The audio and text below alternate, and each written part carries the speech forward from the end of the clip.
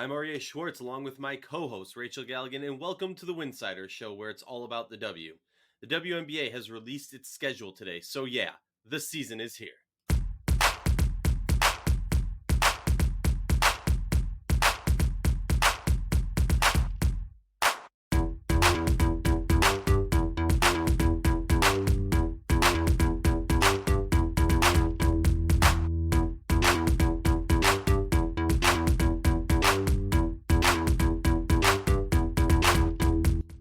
For less than a cup of coffee a month, you can directly show support for the hard work we do covering the W.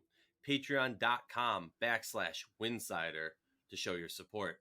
All right, Rachel, we got the schedule ready, and we're here to discuss the highlight games opening weekend and a brief look at who we view as the top projected teams going into the season.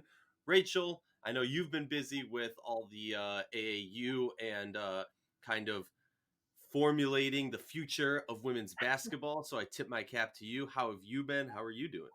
I'm good. I'm good. I spent the last week at basketball tournaments, helping in a lot of different ways, which was crazy to see basketball live again. But everything went well, and it was a great time. And now here I am back in Denver, and the schedule is dropped, and things become more and more real every single day. So definitely a lot to digest here, a lot to talk about in terms of the schedule.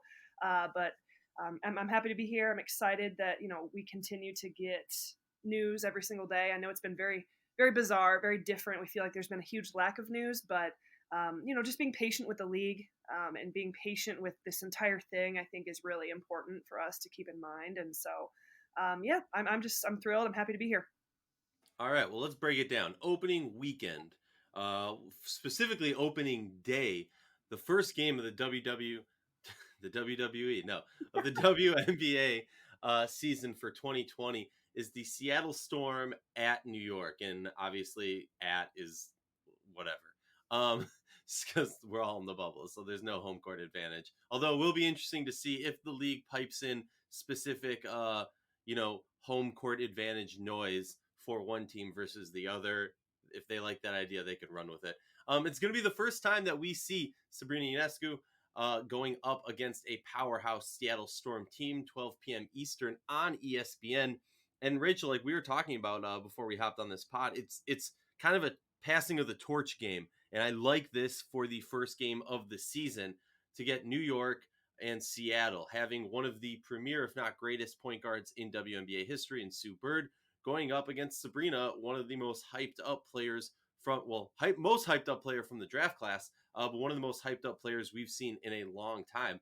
What's your reaction to this being the first game of the season?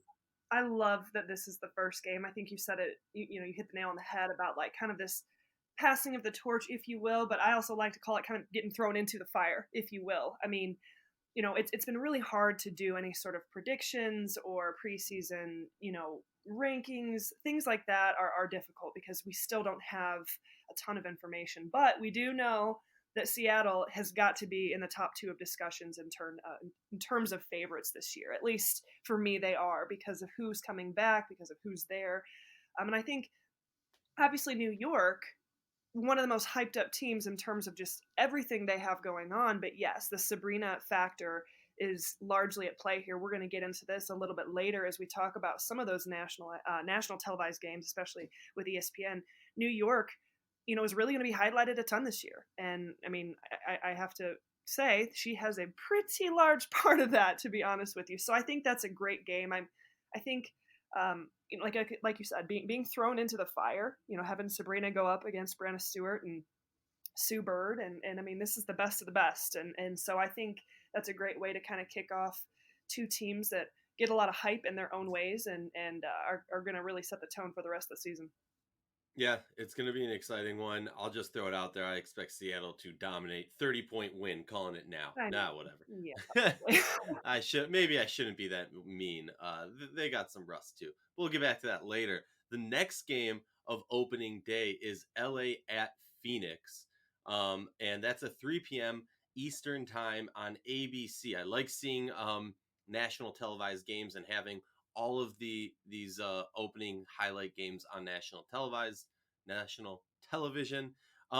two teams that, in my opinion, are projected to be top contenders this season. So I'm very excited about it. And beyond that, I think in the Seattle New York game, you kind of have a mix of WNBA talent where the WNBA fans really want to see these players. And then this influx of Sabrina and the New York rookies, as I'm jokingly calling them this season, where you have them trying to like bring together the college fan base and the WNBA fan base. So that's really cool. But I think the veteran WNBA fans are going to be maybe a little bit more excited for LA and Phoenix, seeing the greatest of all time, Simone Augustus, go up against Diana Taurasi and Skylar Diggins-Smith and Brittany Griner. And then you also got Candace Parker and Chelsea Gray and Nneka Ogwumike. I mean, this is a star-studded matchup that a lot of people would not be crazy to believe that this is a 2020 finals preview. What are your thoughts on this matchup? I love it. I think they did a phenomenal job of really highlighting four of the most hyped up teams in the league just to kind of kick off the season. And I mean, we talked about LA and Phoenix as much as any other team in free agency in terms of the moves that they made and what LA and their roster looks completely different in a lot of different ways. Now it has changed as time has gone on, but we have to have LA in the discussion of contenders. Same with Phoenix. So I think you made a really good point about Seattle versus kind of this next generation of extremely young players that are but exciting players who have really pushed the envelope forward in women's basketball with New York. But with LA and Phoenix, I mean, that's just a classic matchup of some of the greatest of all time. And yeah, you throw Skylar Diggins-Smith on Phoenix now too. And I personally am just thrilled to watch her and Taurasi and Griner out there on the court together. I can't wait to kind of see how that dynamic looks. So from a very first couple games of the season standpoint, that they hit a home run with this. Yeah, I agree. We'll get into Phoenix in a little bit. Let's talk about the third game of this triple header. It's not exactly a triple header, but I'm going to call it that. Indiana is going to be at Washington. Again, at is all whatever. 5 p.m. on CBS Sports Network. And this is an interesting one. Indiana's a team that many are expecting more and more so to take leaps this year. Tierra McCowan, a player who during the offseason is really kind of one of those distance makes the heart grow fonder. Everyone has been hyping her up more and more as this offseason has gone on. And obviously having Tamika Catchings take on a larger role, adding Marion Stanley as your head coach who came over from DC. So there's that element to it. So it's also very interesting because DC, with all of the medical opt-outs and the roster flip that we've seen during this offseason, medical opt-outs and personal opt-outs for a variety of reasons, I should say. It's very interesting to see DC, a team that was the pinnacle of the WNBA last year, setting all kinds of records, now is kind of on a downswing for this year at least. And Indiana is a team that's been on the bottom of the league for the past few years, as you might remember, and they're kind of on the upswing. So it's kind of two teams passing on the highway, if you ask me. But what are your thoughts about this game? I know you got some ties to both teams. Yeah, I'm really excited for Indiana. I'm excited for this new era of Fever basketball. There's a lot of players that we weren't able to really see last year a ton, and McCowan, in terms of her dominant presence with the team, is huge. And I think they're gonna only continue to get better. I'm excited. There's just a lot of question marks. It's the Marianne Stanley era. So what does that look like? What is their vision with this team? How do you take that jump from what you were able to accomplish last year towards the end of the season with a lot of momentum, in my opinion, keeping that into perspective, that how much they have struggled the last few years, to now a new coach, a new system, a lot of question marks there. And with Washington, I mean, yeah, a lot of question marks. I know it's not official about some of the medical opt-outs, in particular with Elena Deladon, but we're really just assuming at this point that she will not be playing this season. I mean, we're waiting that final approval that she will not be able, she will receive that medical opt-out. And I mean, you just kind of have to assume it doesn't even really make sense in the first place. So yeah, I mean, it just goes to show you that, 10 months can change everything. 8 months can change everything. I mean, this is a really well-coached team. You still have Emma Mieseman, and you still have some new pieces on this team, but we're not going to probably get a chance to see a lot of them all on the court together. So downswing sounds a little bit harsh in my opinion. It's just an unknown as to what this team becomes, since this is nowhere near the team they were last year, and that's okay. It just showed each season is so different, and you're talking about repeating and doing things back to back. That this is a huge part of why that's so difficult, because so many things can come into play, especially this year. I mean, 2020, none of us could have predicted that this would be what we were talking about, but I think it, that those are two teams that I think, probably more than anyone else, a lot of question marks surrounding them for a lot of different reasons. But I'm excited to see, living in Indiana for as long as I did, getting a chance to really get invested into that franchise. I'm excited to kind of see their continued growth, and hopefully taking that next step under the Marianne Stanley era. Yeah, and I should clarify, when I say downswing, I mean strictly on the power rankings. Like, Right. they were a top team on the power rankings, and now they're swinging down in Indiana. Something else that I feel like should be noted on Washington, which I haven't seen really talked about, um, is the fact that before Elena Deladon came to this DC team, before she came over in that trade from Chicago, Emma Mieseman, in that season leading up to it, really solidified herself as a superstar of this league. And then Deladon came in, and there was obviously some growth issues there between, how they were going to adjust to that. And obviously, a few years later, they win a championship, so it makes sense. Great, pat on the back. But we cannot downplay the fact that Emma Mieseman is a superstar in this league that just for the past few years has not been asked to be that superstar.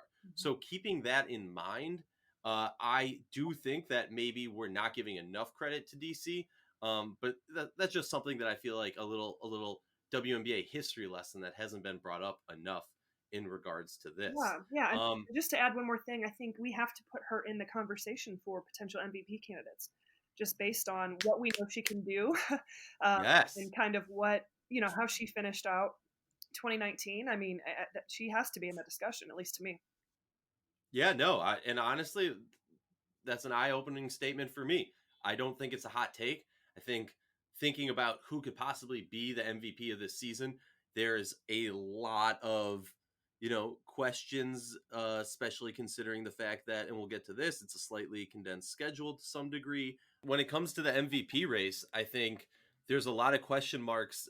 Every year, it's kind of a thought process of, okay, the team has to do good, and this player has to excel on this team. It's not just it's not just, oh, this player had crazy stats. You don't typically see an MVP candidate or an MVP winner not come from a team that is having great success. So you have to kind of think about that also.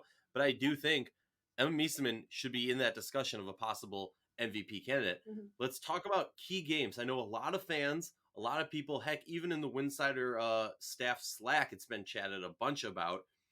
When are we going to see the rematch of Las Vegas and Chicago? And I think the league did this right. It is, in my opinion, the marquee game of the second day of the season, Sunday the 26th. We get the rematch, and it's on ABC, possibly the most exciting game. Fuck it. Ooh, excuse me. The most exciting game of the playoffs last season was the shot. I mean, I'm excited to see that game. What about you? Of course, absolutely. We have to talk about Chicago more than what we have. They didn't make a ton of changes this offseason, but this is a team that has just continued to improve, continue to really get the momentum behind them to really kind of position themselves into the contender category. To me, they're not in that top four right now, but they're kind of in that little fifth place, and would not be surprised at all if they came out guns ablaze and this ended up being their year. I mean, I love Chicago. I've watched them for many, many years. I think this is as an exciting time as ever to be a Chicago Sky fan. And then you flip the script. We talk about Las Vegas and the shot and everything that went down last year. Huge rematch, two teams, a lot of emotion behind this. It's kind of in some ways become a little rivalry of its own. So, yeah, I agree with you. The league did this right. Yeah, I'm excited for it. Quick question, Rachel. If I put the fire to your feet, who you rolling with this season, Chicago or Indiana? Oh, who I'm supporting? Oh, like I mean, obviously we're like we have our own personal biases, but we're viewing this from a respectable, unbiased opinion. But I know you have ties to both Yeah. teams. Which team are you rolling with You know, this it's season? funny. I'm going to completely sidetrack here. Someone asked me over this past week, what's your favorite WNBA team? And it kind of stopped me because it's not a question I get asked often. And I was like, I really don't have one. Like, I genuinely do not have one. Like, I'm sitting here going, I don't have like a fan bias in me, and I know a lot of us do, but for me, it's like, I have no. It's just it's different. But I did really spend a ton of time watching Chicago as in my younger years, and then same with the Fever. So if there were two that I just have the closest ties to, it would be those two. But I definitely think Chicago is primed and ready to make a big run and to make a big statement this year. So I'm going to Chicago. All right, I like it. I like it. I like it. Well, kind of an odd game, if you will, if you look at the history of this league in regards to the finals rematches coming in the following season. Um, we're going to get a rematch between DC and Connecticut, two completely different teams now, 5, 6, 8 months later, and these rosters have been overhauled. I think we're going to only see, what, three? Three starters from both teams combined, uh, realistically, on the starting day roster for this season, which is just mind blowing. But let's talk about it. Tuesday the 28th. It's not nationally televised. It's Connecticut. It's DC. Do you think this is a mistake to not have this not nationally televised? Do you think it's kind of a slap to the face of these teams, just in regards to they were in the finals last year, kind of give them more respect? Because I'm a little bit torn on it. I see both sides of it. I see why they wouldn't, but I also see why they would.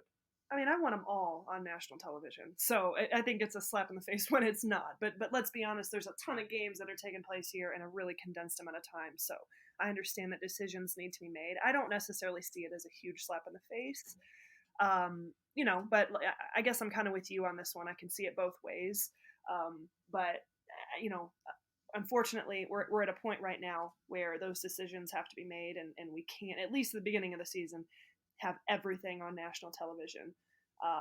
So yeah, I don't really know. I don't really know how I stand up, how I feel about that, to be honest with you. No, hey, I hear you, and I will say it's really interesting. It's really awesome to see that all 6 games, so all 3 games on Saturday, all 3 games on Sunday, will be nationally televised. So for excuse me, for me, person who loves the WNBA, who constantly complains and about the lack of national coverage that we get on these teams, at least we're getting the games on national TV. That makes me happy. That is a change.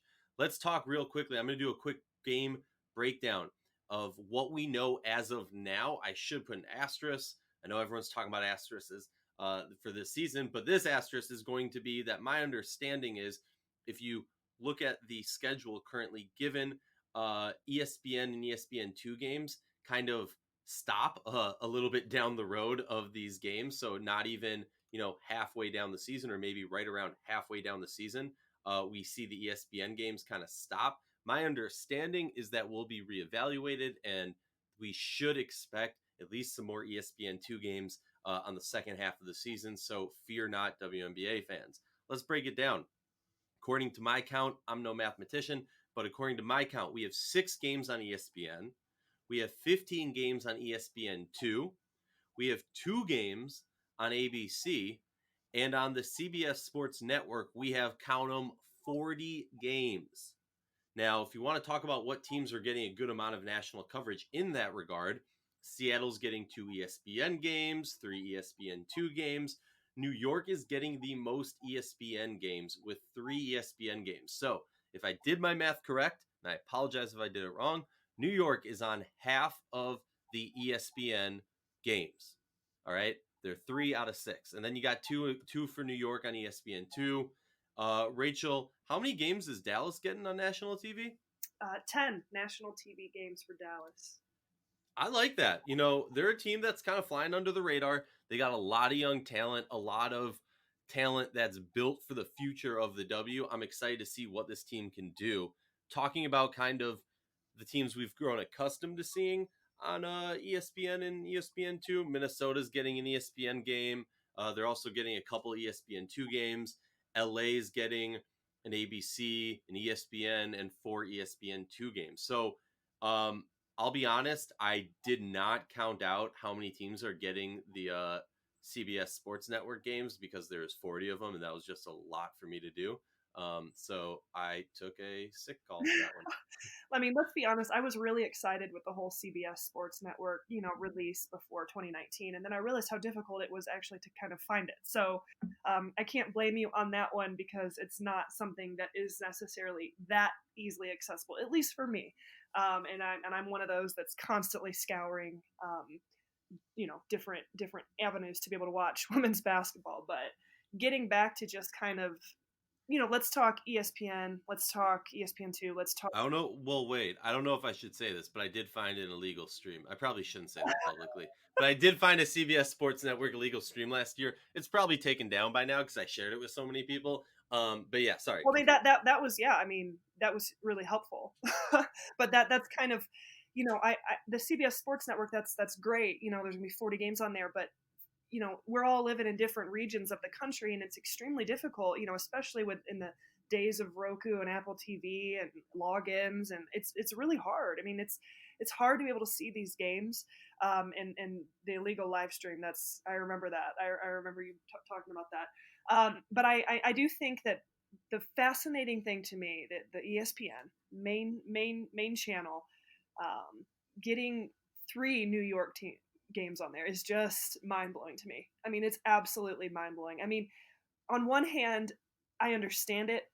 It's a huge credit to the Sabrina Ionescu factor and what she has done to amplify the game of women's basketball. But on the other hand, I think about this and I think, well, this is a very young rookie team that we have no idea what they're going to look like. And this is the product that is going to be out there on the flagship channel of ESPN. That's a challenging one for me, So on one hand, I understand it. It's a huge credit to the liberty and the hype they've surrounded with their franchise and Sabrina and just how massive she is in this space. But on the other hand, it's like, wow, they really are getting highlighted more than anyone else in the league because of that. But I wonder, you put like that very first game, for instance, Seattle and New York.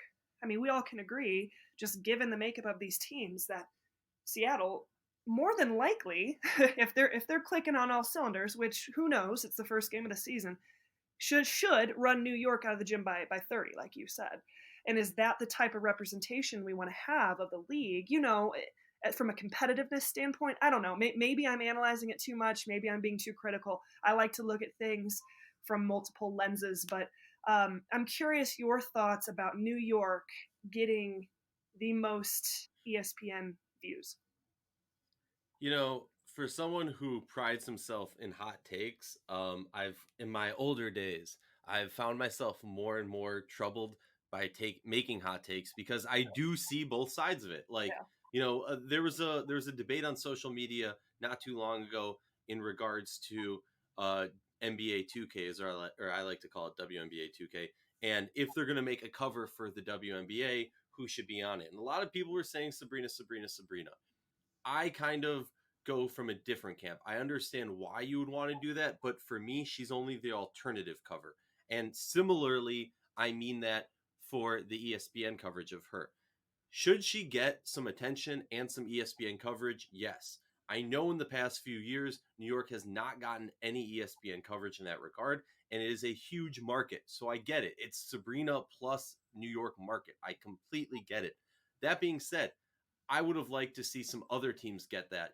One of the reasons we founded Winsidr was because we felt that it was basically like 4 teams or 3 teams were getting so much of the coverage and these other teams weren't getting coverage. And I don't think the right way to combat that is to, put all your eggs in one more team's basket. I think you need to spread the love. There's so many unique personalities on so many different teams, and I would have liked to see a little bit more of it. And to your point, Rachel, New York is not in any way, shape, or form expected to blow teams out of the water this year. Are they going to be better than last year? Yes.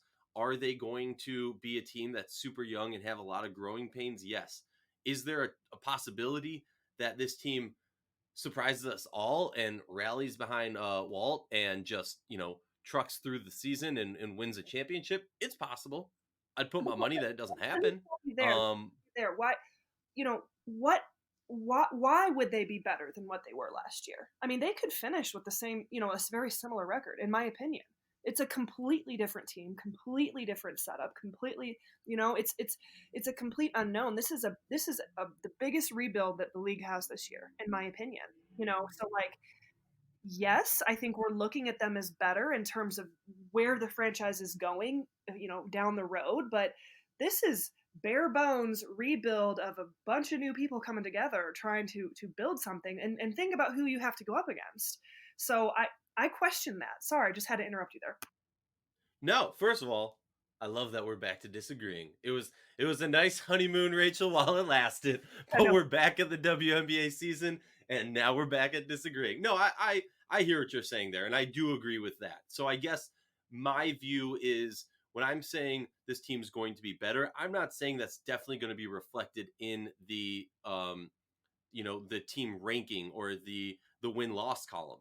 I'm saying this in the regard of when Katie took over this team, they needed to basically do what Walt was finally able to do this past season. Now, do I think that the team has set themselves up for a situation to be successful this season? No, because anybody with half a brain can say, "Hey, look what they did bringing in all these rookies." To me, this is what I've seen some people say when it comes to the Lynx, almost like a tryout for next year. Um, in regard to let's see what you can do, let's see what you bring to the team. But because we had to completely revamp this roster and we didn't bring in any major superstars, obviously besides through the draft, realistically, this team is a few years away from competing. That's just a matter of fact. And I think that in that regard, they took a step closer than they were last year. In that regard, not necessarily in the win-loss column. I Is that fair? Yes, absolutely, totally fair, and I agree with you. And in terms of hype and everything surrounding this organization, it's as high as it's ever been.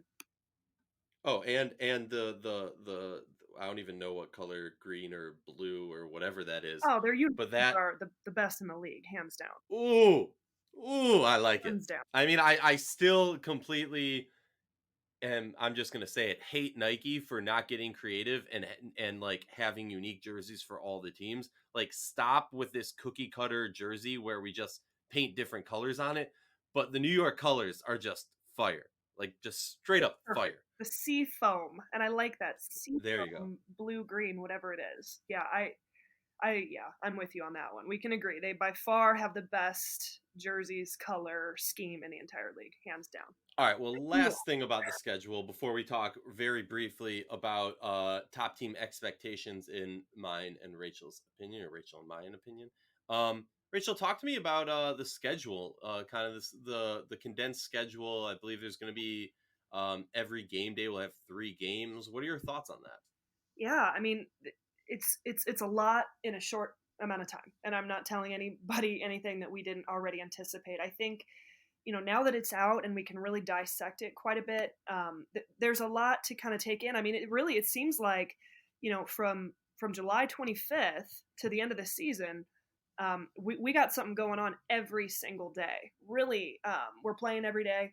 I think that most Mondays are off. There is one Monday in there where we do play, or where they will be playing, and that is going to be. Let me go ahead and look at this right now. I can't even find it. Oh, okay, on August 10th. So that is the one Monday where there are going to be games, but it looks like for the most part, Mondays are going to be kind of the off day for media and for everybody in terms of just no actual games. But I mean, I think you're going to have to take this back to 2018, where we were just like beating a dead horse with the fact that we had that condensed schedule, and it was a lot on the players. It was very fast paced. It was hard to keep up with a lot of ways, and it did lead to, in some ways, injuries and things like that, just because of the way the schedule was laid out. I know that the league and the players all understand this. This is just the nature of this season, we're starting it, at the end of July. So this is the way it has to be. But it's going to be a lot of basketball, and it's going to go really, really fast. But I mean, we've missed it, and I know I could probably speak for a lot. I would imagine they miss playing, and so it's just going to be an intense couple of months, really intense. Yeah, I'm there for it, and I hope my wife will understand that it's going to be an intense couple months, and I'm going to be watching a lot of See you basketball, in our doing a lot of commentary, doing a lot of podcasts, doing a lot of Zooms. Um, but hey, hopefully we're still together at the end of it. Let's talk about top teams. Hold on. Uh, I wanted to yeah, make a point. I'm not sure about the league pass schedule at this point. yeah. That is a bit of a question mark in terms of how that looks and how that's going to go down. It would be my guess that the league pass will show most of the games, but league pass is still a bit of a question mark this time. We're just kind of focusing on the TV games right now. Yeah, no, totally, and that's an important element. Well, all right, let's talk about these top teams. In my regard, if you're asking Aryeh, what do who do you think the top teams in the league are, um, going into this season, expectation wise? And I'm just gonna do a quick little blurb about them. Rachel, if you have any insight, if you want to say anything, chime in. My top team going into this season is Seattle.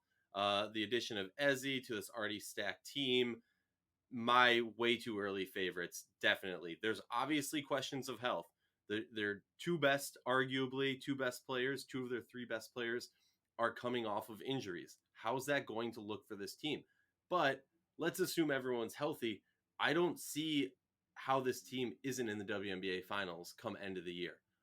That's just the way I look at it. Obviously, they're down a head coach, but this team really is stacked and has some more years under their belt. And what we saw last year when Sue and Brianna were hurt was that these young players, Jordan Canada, Mercedes Russell really stepped up, really stepped up and grew more than they would have last year if these players were healthy. So I think this team is honestly suited for, as Sue Bird said, running back the championship. They kind of view themselves as the defending champions because their roster last year was so different. Any thoughts on Seattle, Rachel? Sorry, I had myself on mute there. I agree. I haven't spent a ton of time really thinking about favorites. I had talked a lot about Connecticut before, but now, I mean, it's hard. It's been really hard to really sit down and think about who are my preseason favorites, as information is changing every single day. But Seattle 100% has to be in the equation. They have to be in the top two for me. Just based on Brianna Stewart, Sue Bird, and like you mentioned, really important take about just the progress that a lot of those other players were able to make last season. It's just going to be a question mark of getting Bird and Stewart back on the floor and how they respond and how this team is clicking together at this point. But yeah, I mean, just going toe to toe, Seattle is definitely one of my favorites to win it all. And we didn't even mention Jewel Lloyd, which just shows you how stacked this team is. Right. Moving on to Phoenix, another team that, at first when Skylar went over there and all these offseason moves happened, I was like, all right, yeah, like I see it, but like, I don't know, is this team really going to live up to the hype? But the more and more I think about it and the style of play that this team plays and the addition of Skylar and having to have or being able to have Diana off ball, and have a little bit more time for these younger players, Smith, Cunningham, for these players to grow. I really think that we're going to be surprised, or not surprised, I guess. I'm surprised in my growth because the more and more I think about this roster, I really like them for a possible team in the finals. Any thoughts on Phoenix? Because I mean, they got some big famous names on them. Yeah, I mean they're a powerhouse, and I'm so excited about Skylar Diggins Smith on this roster. Griner, when she decides to go, can be the most dominant player in the league. The biggest question mark with me is Taurasi, and how does she respond? How is she feeling? How is she clicking? that's going to make or break whether this team can go win a championship or not. I'm not telling anyone anything they don't know, but Seattle and Phoenix, I mean, those are the heaviest hitters right there. Yeah, I agree with you. And then for my number 3 team, it's the LA Sparks. This team is built to win rings now. Obviously, losing Christy Tolliver and Shanae is a blow because say what you want about Shanae, she's still a top pick. She's still better than, I'll just say it flat out, better than any other player coming off the bench on any other team in the league. So, yeah, she might not be a superstar who's going to carry your team to a championship, but having that off the bench is just ridiculous. I mean, this team is, if healthy, they are, because again, they're not super young. So if healthy, this team has to be in talk with contention. Mm-hmm. And the other big question for me is, can Derek Fisher's coaching take form this season and really take advantage of who this roster is and how talented this roster really is? Because we know LA, they love bringing in big names. But something I like that LA did this year was more so than just bringing in a big name. I feel like they brought in players that helped things that they had issues with the past season. Bringing Yes. in Brittany Sykes was so big, so Mm-hmm. big. Well, and I think there's been a really intense emphasis on just that locker room culture and the closeness of this team. And I think that's something that's been really worked on heavily through the first of the year as we head into this season. And yes, it's not the complete roster we thought that it could potentially be, but it's a lot different than what we thought it was going to be. But like you said, big names. You've got Candace Parker in there, you've got Neck in there. I mean, there's just some very serious firepower on this LA team. It's a matter of how does this team gel? How's the chemistry of this team that's going to make or break kind of how far they go? And I can guarantee you that has been worked on tenfold during this offseason and through training camp. Let's move on to another team. We touched on them earlier. Chicago Sky, basically the same roster that lost to Las Vegas on the shot, minus a stew. They added Colson from Vegas, which was an interesting one. It was a giant move, in my opinion. But now with her out for COVID, at least for now, it's an interesting one. They also added Azrae Stevens. I hope she grows well with this team. I'm still on that hype train, and I'm excited to see what we can do with her, what the team can do with her, and what we're going to see from her. But in my opinion, Lavender out is a giant blow to this team that might make them have to wait a little bit longer for that ring ceremony. What are your thoughts, Rachel? Potentially, or it may not necessarily be that huge of a blow. I think Chicago's going to take a next step, in my opinion. This team has clicked. They've gelled well. They've worked through some adversity. They've been through that heartache. This team's going to be hungrier than ever. I think they're going to be just as good, if not better, than they were last year. I like it. I like it. Now let's talk about Connecticut Sun. Something that for me is interesting because yes, they have not a complete overhaul, but a very nice overhaul of their roster. A lot of faces that we're not used to seeing in that Connecticut Sun orange are going to be in that Connecticut Sun orange. As Kurt Miller talked about, over the last 4 to 5 years, they really built into last year's finals run, and that was kind of the climax of that roster. Now, to a degree, they have to start over, but something interesting that he also mentioned in a recent media Zoom, I have to get used to saying that, media Zoom, was that he believes that the ceiling of this current roster is higher than it's been in the past. Now, assuming January and Heidemann are back for the season, I really like this team, and as I've kind of touched on briefly throughout this pod, if there's ever a season for a talented team that maybe isn't perfectly there yet and might typically take a little bit longer to have a hot streak and run to the finals and win it all, I think this might be that year. So I'm not counting Connecticut out just based off of who they got on this roster. What's your thoughts on Connecticut? No, I don't think you can ever count Connecticut off. Just they're what they've been able to do. Yes, it's different. We didn't really expect their roster to look the way it does headed into 2020, but I don't think it necessarily means they're any worse, and I don't necessarily think it means they're any better. I think that's kind of the fun part with Connecticut. Yeah, they made some huge moves in the offseason. They had some huge kind of drama that took place with the loss of Courtney Williams and how that all went down. But you add Dewana Bonner, You still return a core of that group that is hard nosed and as tough and as experienced as anyone else. So I think, and honestly, like this is going to sound cheesy, but any Kurt Miller coach team is going to be has to be in my opinion in contention. Just the way him and his staff operate, and the way that he can get a team to come together and fight through adversity, and he's just a brilliant coach. He really is. So I definitely think Connecticut has to be up there. I don't think, from a initial reaction standpoint, they're getting the most attention right now just because of the moves and things that have happened, but would not at all be surprised if they came out and won it all this year.